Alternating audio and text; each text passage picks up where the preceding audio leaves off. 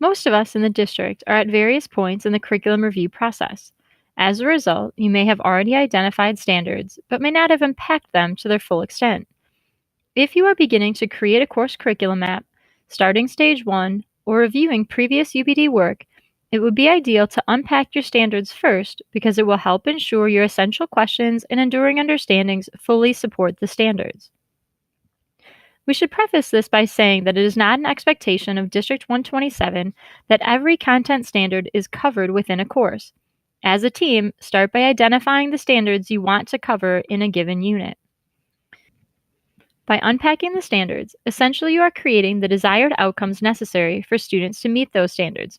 For example, essential questions, enduring understandings, and transfer goals. The process of unpacking standards will also lead to the design of the unit assessment. How will the students demonstrate their understanding and mastery of the standard? Can it be done on a traditional test, or does the standard require a performance task? The process of unpacking a standard can be done using the document or just through conversation with your curriculum team. In their book, The Understanding by Design Guide to Advanced Concepts in Creating and Reviewing Units, Grant Wiggins and Jay McTighe suggest these 5 tips for unpacking standards. Tip 1. Look at all key verbs to clarify and highlight valid student performance in which content is used. What did the standards writers mean when they included these verbs? At what level of Bloom's taxonomy do these verbs fall? What are the students doing with these verbs? Ultimately, the verbs drive the style of the assessment and thus the way in which you prepare students through instruction and practice. Tip 2. Look at recurring nouns and big ideas. From the nouns, what are the key concepts, principles, themes, or issues? How can these nouns be used to create your essential questions and enduring understandings? Tip 3.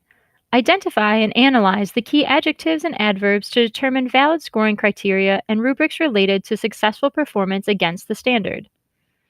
The adjectives and adverbs will help indicate the criteria used to measure student performance.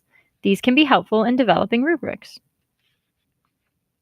Tip 4. Identify and/or infer the long-term transfer goals by looking closely at the highest level standards and indicators for them, or inferring the transfer goal from the content and justification of the standard.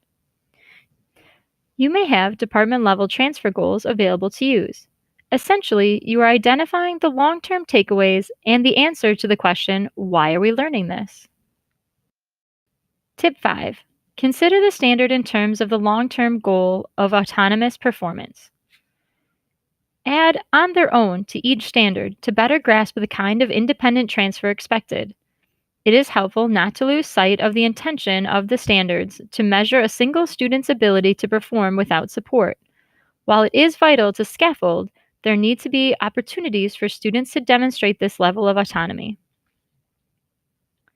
In closing, your team may not need to unpack every single standard identified for a course, but this process can lead to very valuable, reflective conversations. Additional tutorials on constructing effective enduring understandings, essential questions, and assessments will be provided through the UbD PLC. However, feel free to reach out to any of the UbD PLC leaders for assistance at any time. Thank you.